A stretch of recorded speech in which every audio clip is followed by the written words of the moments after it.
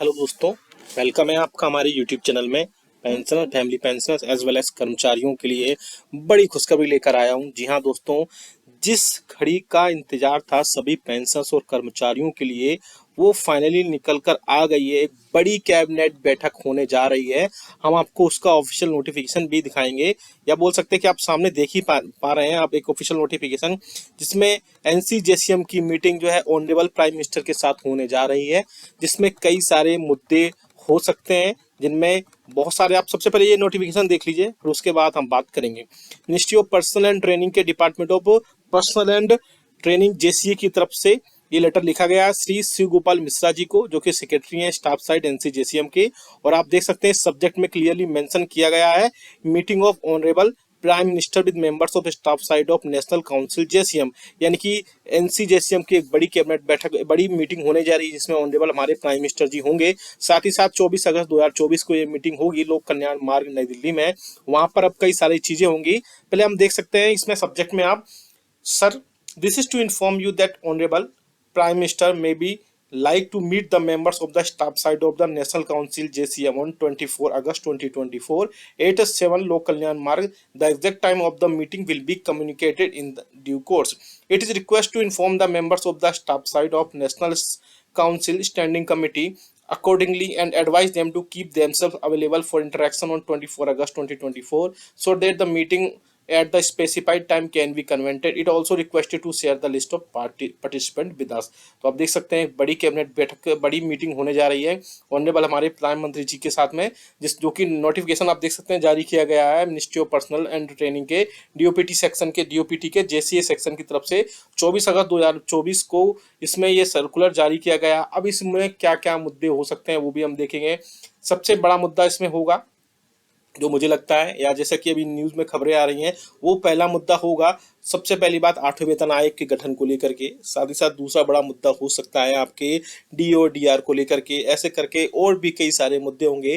पूरा डिटेल में बात करेंगे, वीडियो को लास्ट तक देखिएगा। और अगर चैनल पर पहली बार आए तो चैनल को फ्री में सब्सक्राइब जरूर करेगा, सब्सक्राइब के रेड बटन को प्रेस करके। साथ ही साथ आप हमारे वीडियोस की लेटेस्ट इन्फॉर्मेशन के लिए घंटे के निशान को प्रेस करना बिल्कुल मत भूलिएगा, तभी आपके पास हमारी वीडियोस की लेटेस्ट इन्फॉर्मेशन आ पाएगी और आप हमारे वीडियोस को इसी तरीके से आगे भी वॉच कर पाएंगे।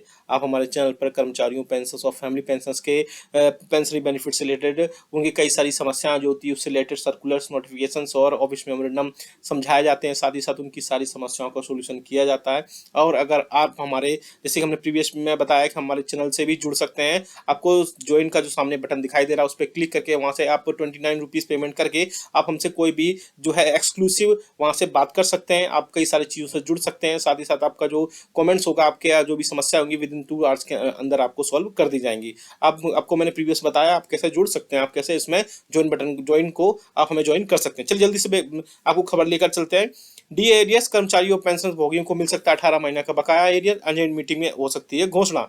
जी हाँ दोस्तों, आप सभी को पता है, जैसे कि मैंने आपको बताया ऊपर नोटिफिकेशंस में, जिसमें 8वें वेतन आयोग को गठन को लेकर के बड़ी चर्चा हो सकती है। जी हाँ दोस्तों, आप सभी को पता है कि 7वां वेतन आयोग अब 2016 में लागू किया गया था, लेकिन उससे पहले 2 साल पहले एक कमेटी के लिए रिकमेंडेशंस दिए गए थे, एक कमेटी द्वारा रिकमेंडेशंस दिए गए थे। तो इस बार भी ऐसा हो सकता है कि जुलाई, अब ऐसा हो सकता है कि नवंबर दिसंबर 2024 में एक कमेटी का गठन हो सके या किया जा सके, जो कि अपने रिकमेंडेशंस जितने भी होंगे वो गवर्नमेंट को सौंपेगी, और उसमें से जो रिकमेंडेशंस होंगे उसमें से कुछ रिकमेंडेशंस को गवर्नमेंट अप्रूव करेगी और वेतन आयोग लागू किया जा सकता है। अब बात करते हैं फिटमेंट फैक्टर की, क्योंकि फिटमेंट फैक्टर ही ऐसा क्रूशियल रोल प्ले करता है जिससे सभी कर्मचारियों और पेंशन भोगियों को उसकी बेसिक पेंशन में बढ़ोतरी देखने को मिलती है। जो 7th पे कमीशन में फिटमेंट फैक्टर था वो 2.57 गुना था, और उसमें मल्टीप्लाई करने, बेसिक में मल्टीप्लाई करने के बाद आपकी फैमिली पेंशन, सैलरी और ये सारी चीज़ें तय होती थी। लेकिन अब जो है ये सब चीज़ें तय होने के बाद में बहुत सारी चीज़ों पर और भी चीज़ें ऐड होंगी, जैसे कि 18 वेतन आयोग होगा। 18 वेतन आयोग की अगर बात करें तो इसमें कर्मचारियों पेंशन को 18 माह के एरियाज पर भी कई बड़ी खुशखबरी देखने को मिल सकती है।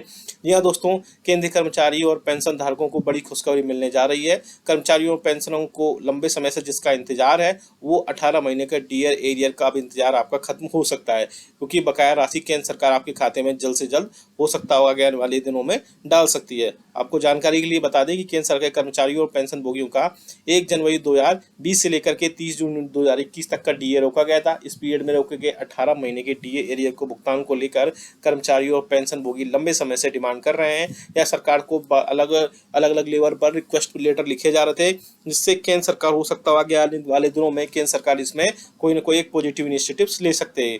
इसके अलावा केंद्र सरकार ने 1 जनवरी 2020 से 30 जून 2021 तक का कुल 18 महीने की डीए और डीआर की किस्तें रोक रखी थी, जिसका भुगतान अभी तक नहीं किया गया है। ऐसे भुगतान को लेकर के लंबे समय से की जा रही है। अब इन सभी मुद्दों को लेकर के ऑनरेबल प्राइम मिनिस्टर जी के सामने 24 तारीख को एक अर्जेंट बैठक हो सकती है या होगी। इस बैठक में कर्मचारियों और पेंशन भोगियों की बहुत सारी जो डिमांड्स हैं उन पर विचार किया जा सकता है। केंद्र सरकार ने कोरोना काल के दौरान जून 2020 से लेकर जून 2021 तक कुल 18 महीने का डीए जो 18 मंथ्स डीए एरियर था, उस पर ये सारी चीज़ें हो सकती थी। उनकी 3 किस्तें रोकी थी। इसके अलावा जो है कम्यूटेशन जो पेंशन है आपकी, उसको लेकर भी यहाँ पर कोई ना कोई बड़ी खुशखबरी निकल कर आ सकती है।